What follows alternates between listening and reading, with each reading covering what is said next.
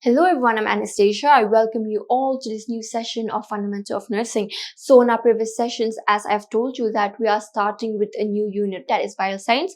So as I have taught you about the introduction of vital signs, we also came to know that there are four measurements. That is the body temperature, the pulse rate, the respiration, as well as the blood pressure, right? And I also believe that by now you guys might have been thorough with what body temperature is. And then in my last session, I've also started with pulse, and I have also taught you about why pulse is important, how we can assess the pulse rate, and what is the normal pulse rate of an individual. So in today's session, we are going to continue with the same topic, that is about pulse, whereas in today's session we will be seeing about what are the various sites through which we can assess the pulse rate of an individual, what are the characteristics, the abnormalities, as well as the factors which can affect the pulse rate of an individual. So without any further delay, let's start with today's topic. So as we know that there are various sites through which we can assess the pulse rate of an individual. So let's start with the first one, that is the temporal pulse. So here this superficial temporal artery, as you can see in the picture, is palpated between the lateral eye of an individual and the hairline, which is above the zygomatic bone. Here, as you can see in the picture, that the superficial temporal artery is usually palpated between the lateral eye of an individual as well as the hairline, which is above the zygomatic bone. When do we choose this site for assessing the pulse rate? We choose this site if in case the radial pulse, which is the most common one from which we assess the pulse rate of an individual. So here, if the radial pulse of an individual is not accessible, or even when you palpate do not get the pulse rate of an individual, then this site can be used. And also this site is commonly used for infants as well as for children.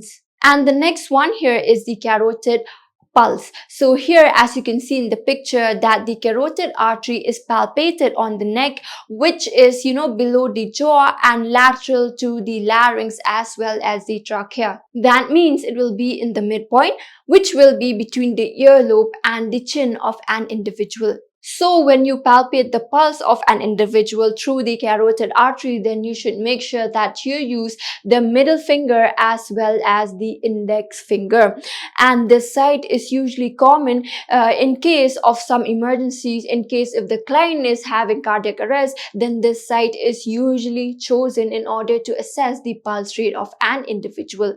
And then the third one here is the apical pulse. So here this apical pulse is located in the fifth intercostal space, that is in the apex of the heart. So as I've said, in order to assess the apical pulse, what you need to do is you need to palpate on the fifth intercostal space, that is on the apex of the heart, immediately to the left of the sternum. So why do we choose this site? We choose this site, or this site is commonly chosen in order to detect the accurate heart rate, dysrhythmias, and if the client is having pulse deficit.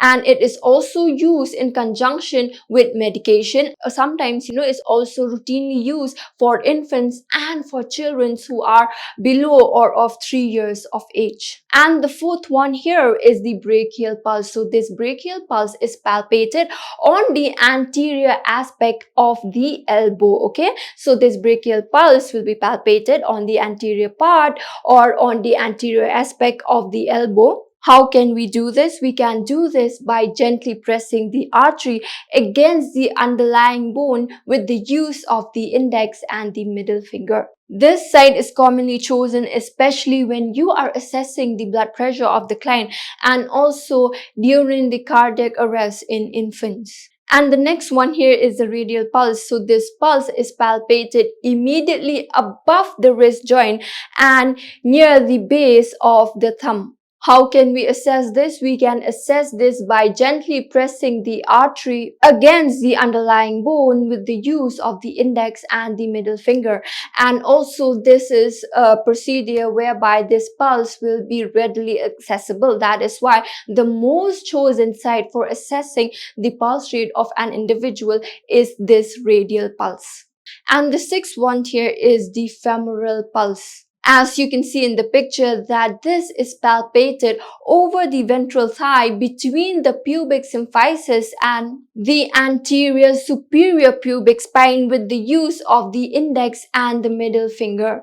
And the seventh one is the popliteal pulse. So here, in order to assess the popliteal pulse of an individual, you need to palpate on the posterior knee with the middle and the index finger. However, if you choose this side, then sometimes you will witness that it is more difficult to palpate rather than the other sides. This side of assessing the pulse is also more difficult than assessing the pulse of an individual from the other sides. So by now you might be thinking, right, that if it is difficult, then why should we assess the pulse through this side, right? We can choose any other side. However, this side is sometimes, chosen for assessing because it helps to determine the circulation of the lower extremities. It can be used for infants and for children, and this side also helps to determine the effectiveness of the arterial perfusion during the CPR, that is during the cardiopulmonary resuscitation. And then the next one here is the posterior tibial pulse. So as you can see in the picture that this pulse can be palpated in the posterior and inferior of the medial malleolus by gently pressing the tibial artery against the underlying bone with the middle and the index finger. This site is also chosen in order to determine the circulation of the lower leg as well as the circulation of the foot of an individual. And then moving on to the last one, that is the dorsalis pedis pulse. So how can you assess this pulse? You can palpate it on the groove between the first and the second toe, slightly medial on the dorsum of the foot with the use of the middle and the index finger. This site is also chosen in order to determine the circulation of the foot. So these are the various sites through which you can assess the pulse of an individual. That is the temporal pulse, the carotid pulse, the apical pulse, the brachial pulse, the popliteal pulse, radial, femoral, dorsalis pedis, as well as the posterior tibial pulse. So since we have discussed about the sites through which we can assess the pulse rate of an individual, and also since we have discussed about the pulse rate, right, in our previous session, now let's move on to the next, that is the factors affecting the pulse. That is the factors which will affect the pulse rate of an individual. So here the first factor is the age. So with increase in age, you will also be finding that there will be decrease in the pulse rate of an individual, okay? And then the second one, that is the gender. After puberty, you will be finding that the pulse rate of a male will be lower than that of a female. And then the third factor here is the exercise. So if you assess the pulse rate of an individual following any strenuous activity, then you will be finding that their pulse rate will be increased, right? So however, opposite will be seen in case if you are assessing the pulse rate of a laborer or of an athletic body.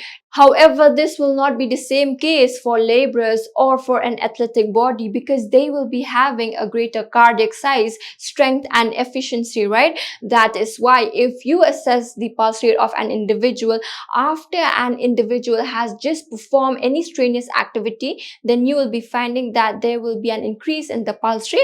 However, if you assess the pulse rate of an athletic body or of laborers, then the condition will not be the same.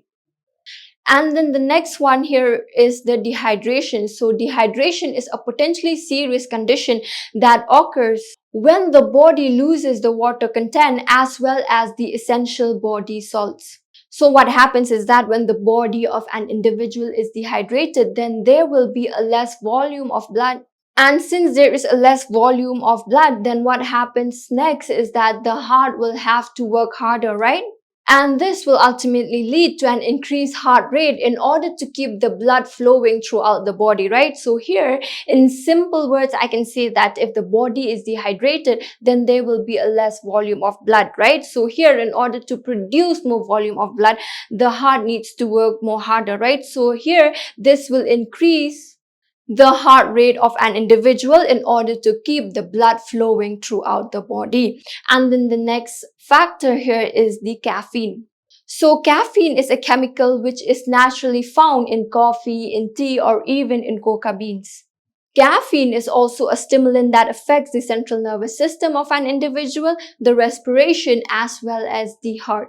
So, in addition to stimulating the heart and increasing the heart rate, this caffeine also acts as a diuretic, which is a substance that causes the body to get rid of the excess fluid.